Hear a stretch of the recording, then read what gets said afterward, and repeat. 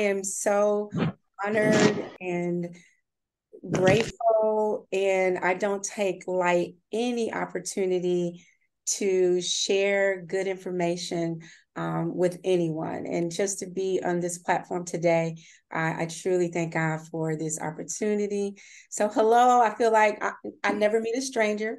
So, hello, family, brothers and sisters. Again, thank you for allowing me to share some space with you this afternoon to talk about a subject that is truly near and dear to my heart. Obviously, 30 plus years, yes, out of kindergarten. When I started listening to my resume, I'm like, let me make this clear. I started this when I was about 5 years old. That's right. People were like, how old is this lady? But yes, I have lived a life of helping people in the financial realm. And, the topic today is how to build wealth in a stressed economy. And I tell you, it's stress, not just here where I'm from in the United States, but all over this globe. And so it's very important for me to have this conversation with you all, but it's very, very important for all of you to be a part of this conversation. So, when I think about people in today's economic climate, a lot of people, unfortunately, are just happy to just get by. I mean, honestly, and believe it or not, more than half of people around the globe are living paycheck to paycheck. Given the record high inflation and increased interest rates, makes it even easy, to put our long-term goals, such as wealth building, on the back burner. But we can't let that happen. We have to push forward despite what's going on in the economy. Whatever is going on around the world, we have to continue to keep wealth building in the forefront. As we know, the longer we put off building wealth, the harder it will be later on. Now, the good news is with high cost of living right now, there are still ways we can continue prepping our financial future selves without changing much of what we may already be doing. So let me share a few things with you for building wealth without, again, changing much at all during these period of high inflation and economic uncertainties. And I was very excited to hear about your past speaker. I don't know if it was last week. It sounds like we speak the same language. And I love, so I'm probably going to say some things that she already told you, but that's good. That means we're headed in the right direction. Right. But the first tip I want to share with you all how to, navigate during these difficult times is move your money, your emergency reserves, your savings into a high yield savings account. I'm not talking about your day-to-day, you're paying your bills, your checking account. I'm talking about that. She said at least 6 months of expenses, right? Well, I'll even make it a little bit more daunting for you. I say 6 to 12 months. Right. When natural disasters happen, or like COVID-19 and when the World Trade Center, when 9/11, we've seen people more than 6 months devastated with loss of job, loss of income. So I challenge you all to go a little further. But right now, today, I'm saying take that money that you're already hopefully saving, and maybe just not saving it in the right place, and consider a high yield savings account or a money market. Now, here in the US, the average regular savings account is paying, and it's a little embarrassing, but 0.45%. And that's actually up because of high interest rates. But that's really nothing. That's basically nothing. And after taxes and inflation, you're in a negative earnings. So if you have some money set aside, hopefully you do, consider moving it into a high yield savings account. There are banks and online services that are providing these type of saving vehicles as high as 4.5% to 7%. So I would encourage you to get out of your local banks and credit unions, unfortunately, and consider a high yield savings account, which is very different than the average bank account. Another thing you might want to consider is foreign banking or offshore accounts. Now, look, I'm not telling, especially if you're a U.S. citizen or any citizen for that matter, to move your money and resources out of your local economy. But at the end of the day, it's really about what's in your best interest. What's in the best interest of you and your family and trying to navigate and build wealth during these difficult times. Another tip I would share with you is if you are investing, and hopefully you all are, especially in your retirement plans, like a 401k or a provident fund or a workplace pension fund, if you're already contributing a portion of your paychecks in the market, continue to do so. It's a smart move. Don't stop, and please don't get out, especially during these volatile times.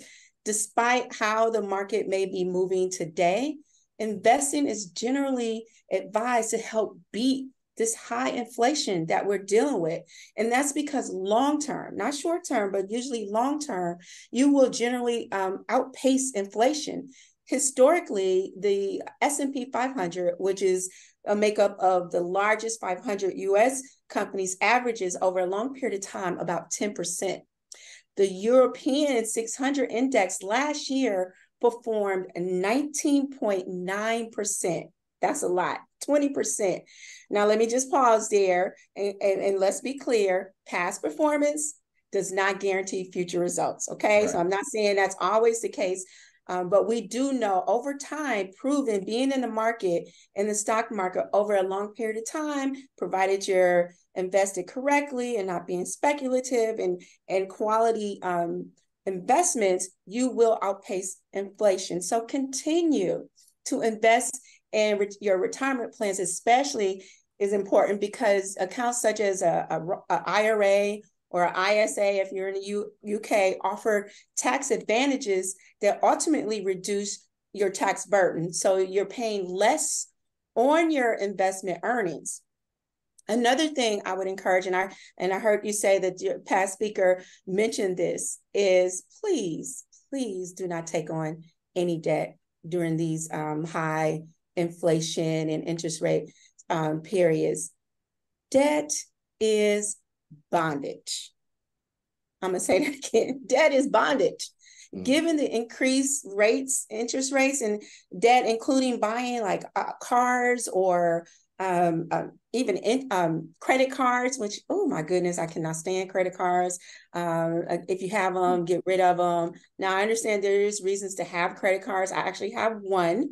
Only because when I travel, a lot of hotels and rent-a-cars want you to use a credit card. If not, they'll put a $500 hold on your cash, which I don't like happening.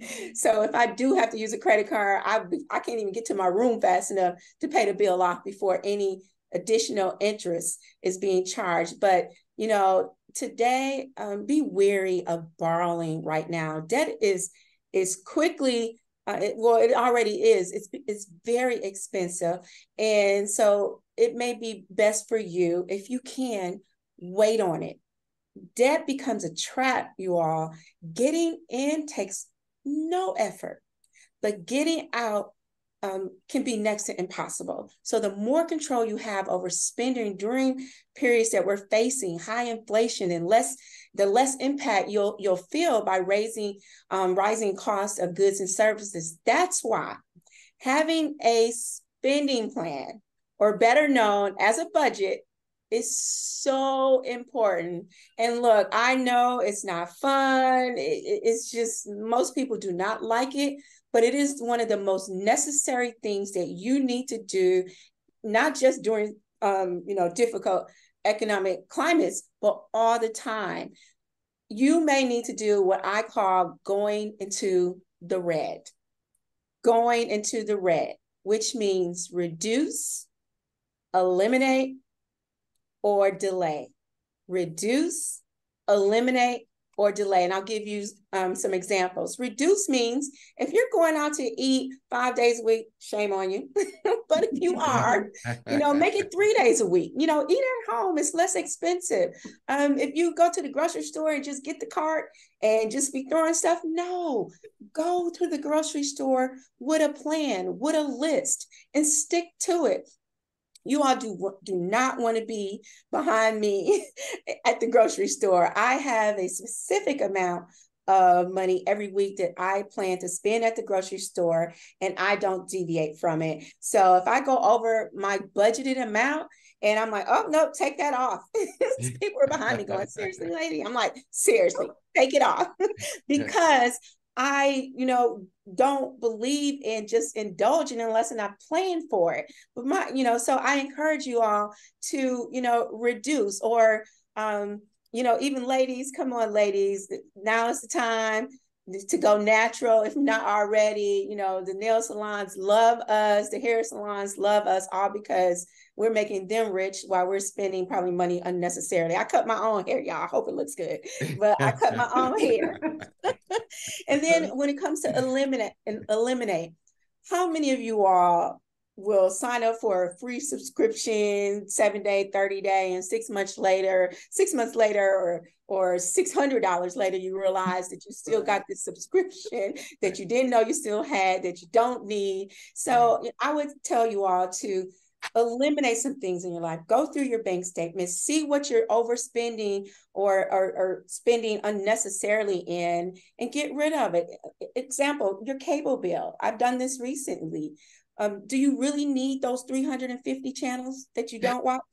Perhaps it's time for you to get rid of HBO Cinemax and all those other movie channels or sports channel, although that's a little hard. I heard my brother say that he's a football fan. I am too, I must admit. During football season, it's hard to get rid of the sports channels. But my point is, there's things in your life during difficult times that we should be eliminating. And then delay. There may be some things that you really want and maybe even need, but is this the season for it? Is it the time to buy it when things are priced out of this world? Everything is just really overpriced during the season. So maybe that means you wait in 2024 or just later when you can get a better price. So those are my tips. But what I'd like to do quickly is share with you what I believe are the pillars, the best pillars of wealth creation that everyone here, no matter where you are across the globe, should have or should be doing regardless of the economy. And the first one is proper management of your money. And let me go back. Proper management of God's money, because none of it belongs to us. And letting your money work for you. Wealthy people understand this principle. They understand that there are several ways to achieve upward mobility and that the probability of success is greatly enhanced by creating investment income. Investment income is beyond the income provided by our jobs, the typical job. In fact, the main distinguishing factor of high net worth individuals is their ability to derive income from their wealth rather than their work. In other words, wealthy people continue to build wealth regardless of the number of hours that they work. Their wealth continues to grow regardless of whether they're working, on vacation, or sleeping. Wealthy people also realize that being a hard worker, while it's good and important, but working hard alone will never make you wealthy. There are millions of people around this world who work extremely hard every day, yet never seem to get ahead financially. Even if you have a relatively high paying job, your ability to continue to generate a high income is not sustainable over a long period of time.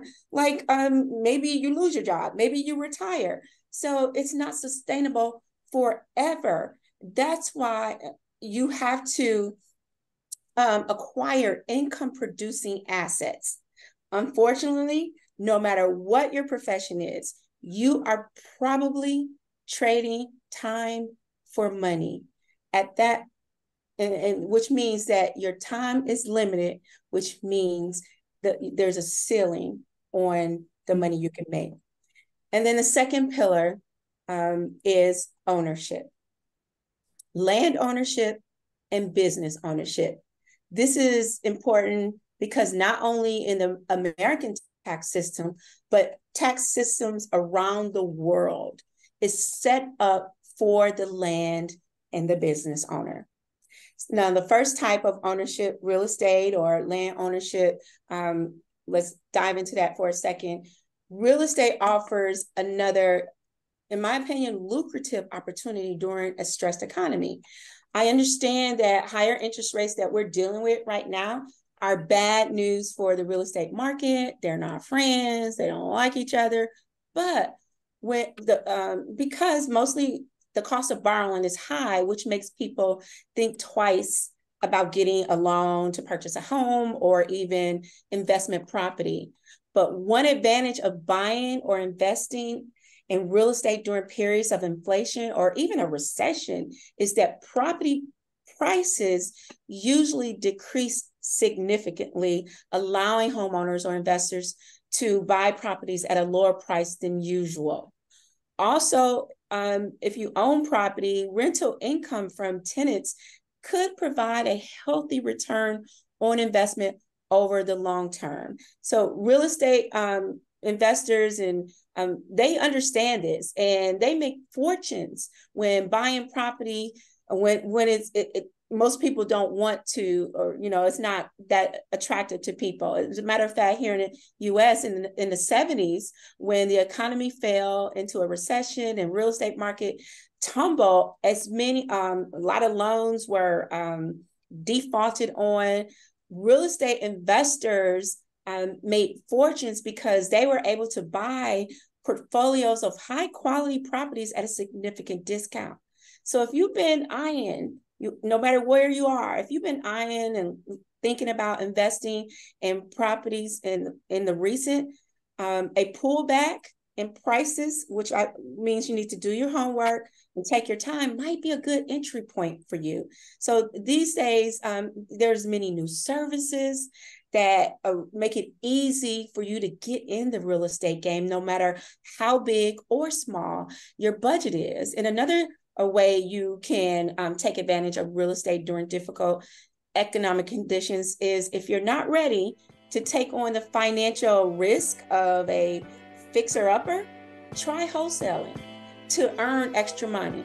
Wholesaling is a short-term strategy similar to flipping, but that doesn't require the wholesaler to purchase the property. And I know people doing it all over the planet. It's a great strategy.